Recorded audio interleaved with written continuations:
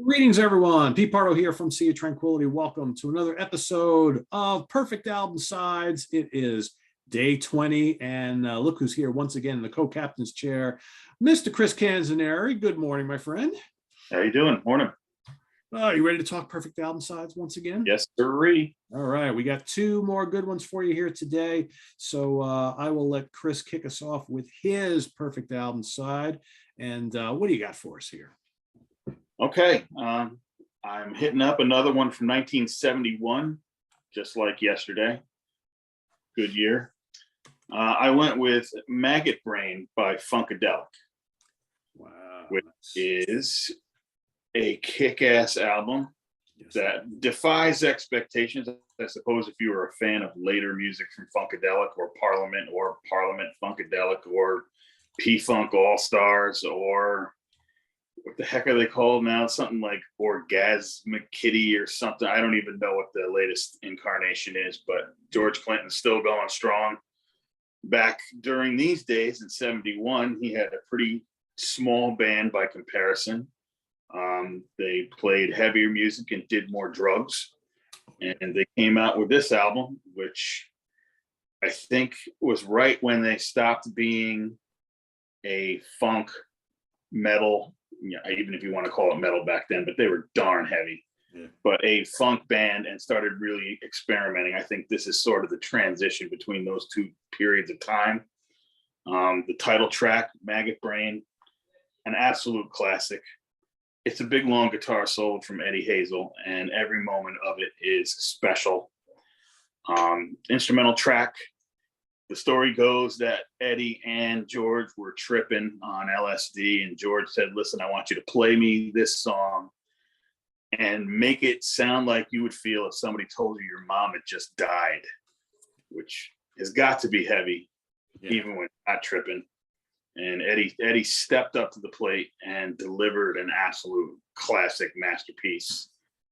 And I guess, George loved it so much, he ended up pretty much fading the rest of the band out and just featuring and spotlighting Eddie throughout the whole thing.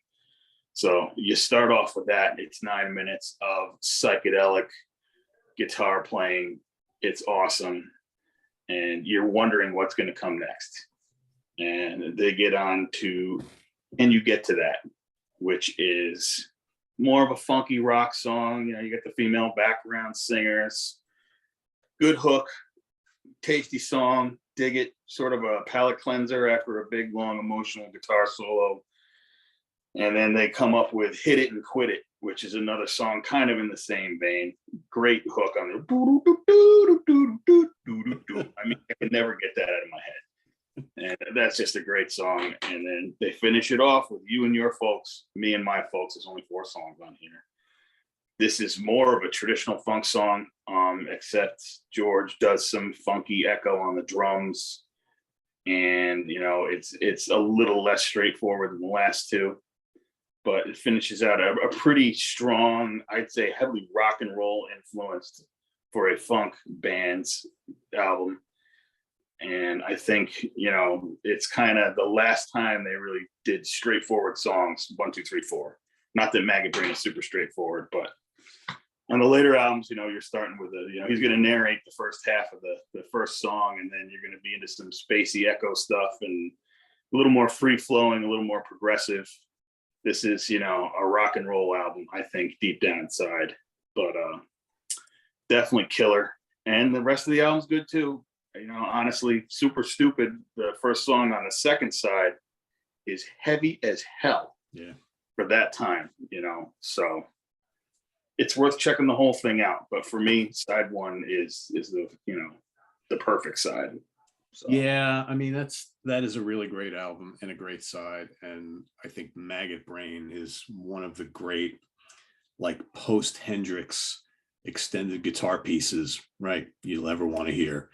Yeah, and it is a heavy album. They have a couple albums that have heavy material on it right around that time. Then they got a little bit more straight funk. But what I love about those Funkadelic albums is there's tons of variety on them. I mean, there's no one trick pony. I find that, like, some of the Parliament albums are good in spots, but I always like Funkadelic a little more because it it was always a little heavier. There's a little more bottom end to it, and certainly more guitar, right?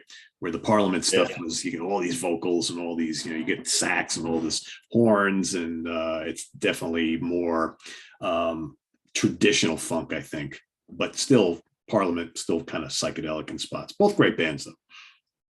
And a lot of humor. It's almost like they're the funky Frank Zappa. Yep. George is cutting jokes and cracking people up, all the way through. So. Yeah, absolutely. Besides telling Eddie to imagine his mom was dead. Not funny, George. No, but he got the performance he wanted out of him, right? Got to do what you got to do when you're the band leader. Yeah, Eddie Hazel, man, he died fairly young, didn't he? Yeah, I think he made it to like 79 or 80. I'm not entirely sure. I know after this he made a killer solo album, but he didn't do a whole lot of other memorable stuff to me with Funkadelic. But his solo album's pretty good. I've never heard it. Yeah, I've never heard it. Yeah, so I thought he died way younger. So he was around just for a long time, not doing much of anything then, I guess. At least 5 or 6, 7, maybe 4 years. Huh. Somebody probably knows. I didn't really research that part of his life. But I'm pretty sure he was around a little longer than that. Okay, all right. Great player, though. Really good player. Yeah. Well, it's kind of interesting that you picked that one. Not that mine is related in any way, but I guess you could say that the two guitar players kind of like-minded souls, I think. My album is from 1974. It was the second solo album from this former lead guitar player from Procol Harum. Side A of Robin Trower, Bridge of Sighs, which is that bad boy right there. Mm-hmm. I originally was thinking that Bridge of Sighs is probably kind of like a little low-hanging fruit, right? Because there's a lot of great Trower albums, and I almost chose side B of For Earth Below, but I'm like, one of the songs I was like, man, I don't know if that's a 5 out of 5, maybe a 4, but I'm not sure it's a 5, although I probably like For Earth Below as an album just a little bit more than Bridge of Sighs. They're both my favorites. But I decided to go with side 1 or side A of this particular album, which of course features Robin Trower on guitar, Jimmy Dewar on bass and vocals, and Reg Isidore on drums. So he was the drummer before Bill Lorden came in and took his place for the next album. But this starts off with Day of the Eagle, which is absolutely tremendous, pretty damn rocking and heavy song for Trower right around this time. He wasn't a one-trick pony. He didn't just do straight up, bluesy stuff. I always thought Day of the Eagle was just a killer hard rock song with some great riffs and great vocals, great drumming, great everything. I mean, it's just killer song.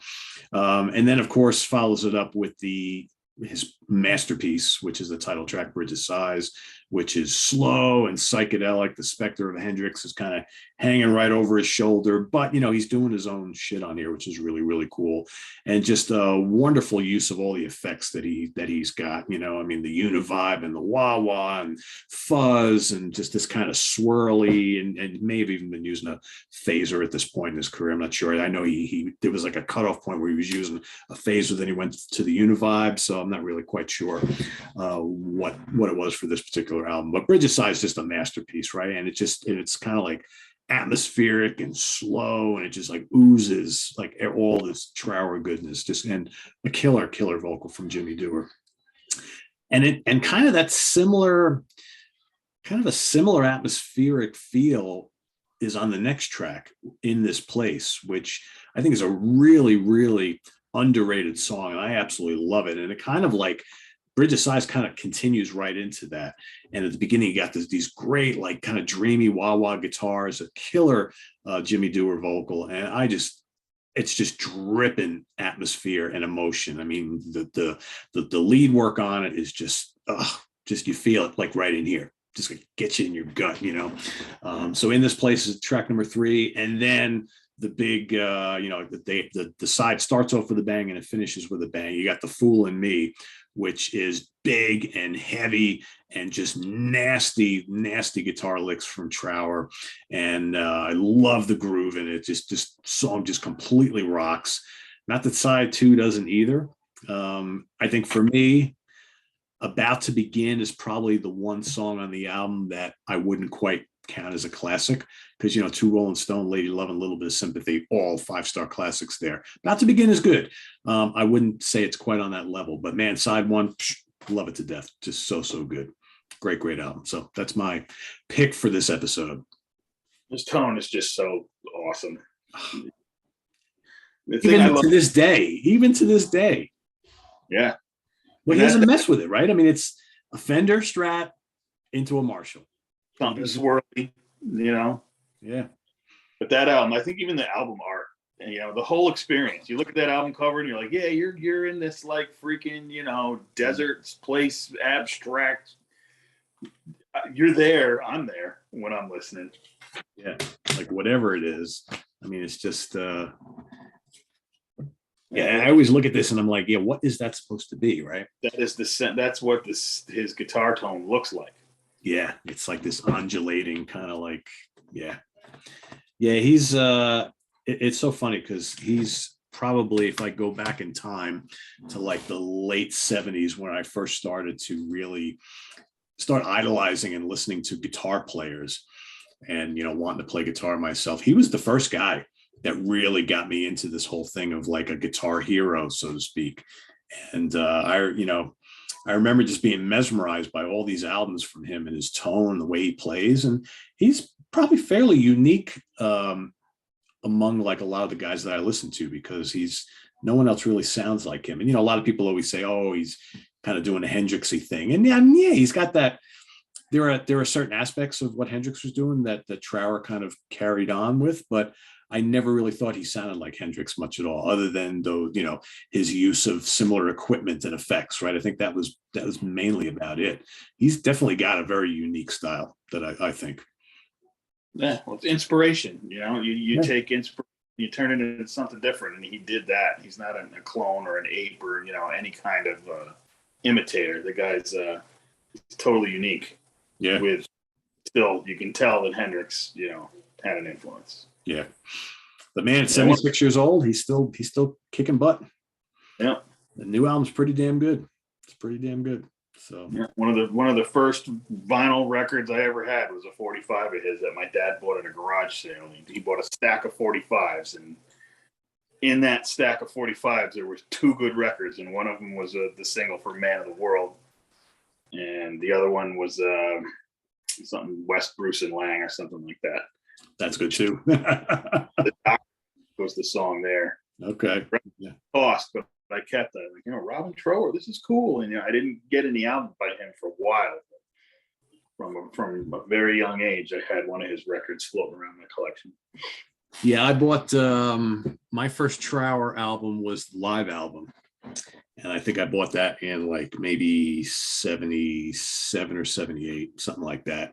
And I remember it was either Record World or Book and Record in Middletown, New York. And I remember I've always had this thing for live photographs of bands on albums, right? And I remember as a kid, if I saw a cool looking album that had a great live shot of the band or the guitar player or whatever, I would be intrigued. And I remember seeing that, and I had no clue who he was. And I was just like, all right. And, you know, at that point in time, what would it have been, $4.99 maybe or something like that? And I was like, I had a little bit of money, you know, saved up, and I was like, all right, I'm just going to buy that.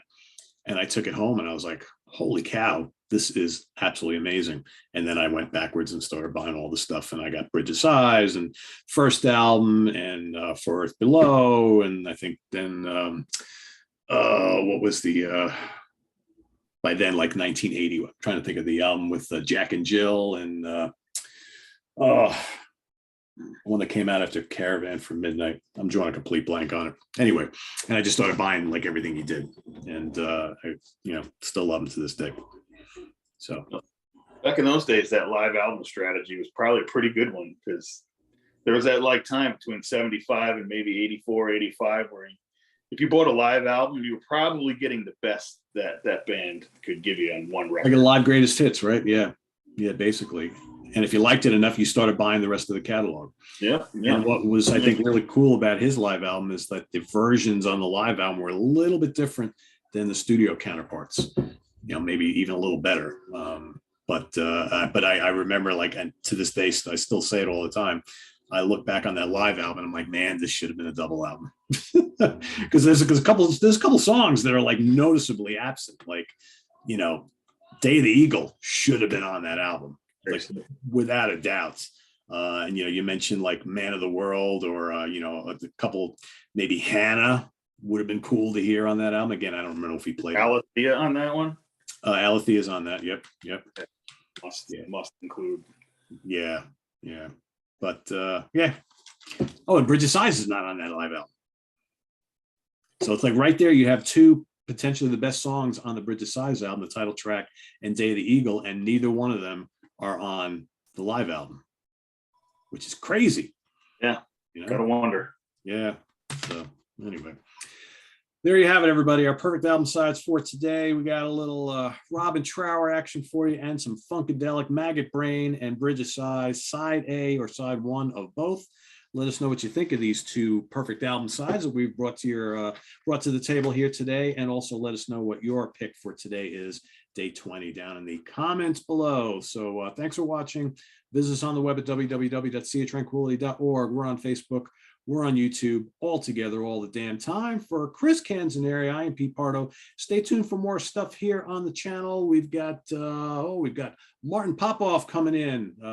Martin and I will be in the Funhouse in just a little bit, so stay tuned for that and a lot more here on SOT. UK Connection tomorrow. Sunday is album homework assignment, and then we start it all off again. You'll see the both of us and our crew of the Hudson Valley Squares Monday night. So for Christian Canzoneri, I am Pete Pardo. See you later on. Take care, everybody.